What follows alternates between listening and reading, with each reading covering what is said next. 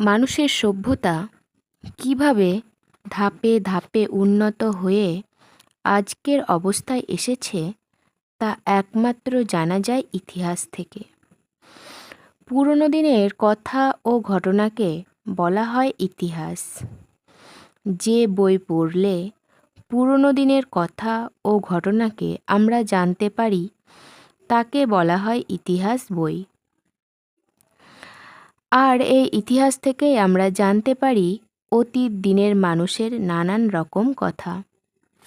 তারা দেখতে কেমন ছিল, তাদের সাজ পোশাক কেমন, তাদের খাওয়া দাওয়া কেমন ছিল, তারা কোথায় বসবাস করত, তাদের চাষবাস ও ব্যবসা বাণিজ্যের পদ্ধতি কেমন ছিল প্রভৃতি তথ্য।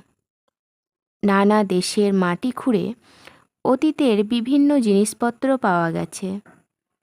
সেই সব জিনিসপত্র দেখে সেই সময়কার মানুষের সম্বন্ধে আমাদের একটা ধারণা হয়। যেমন আমাদের ভারতবর্ষের নানা জায়গায় মাটি খুঁড়ে অতীতের অনেক জিনিসপত্রই পাওয়া গেছিল। সেই সমস্ত জিনিসকে বলা হয় প্রত্নসামগ্রী। নানা দেশের মাটি খুঁড়ে প্রাচীন যুগের ব্যবহার করা নানা জিনিস, পুঁথি, ঘরবাড়ি, ধ্বংসাবশেষ, মুদ্রা, অস্ত্রশস্ত্র, শিলমোহর প্রভৃতি মূল্যবান জিনিসও পাওয়া গেছে। এগুলি প্রত্নসামগ্রী বা ইতিহাসের উপাদান বলে।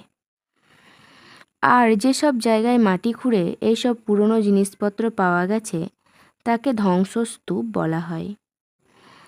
এছাড়াও পাহাড়ের গায়ে পাথরের ধাতুর ফলকে নানান ধরনের লেখা বা লিপি পাওয়া গেছে। এসব জিনিস থেকে আমরা অতীতের ইতিহাস জানতে পারি।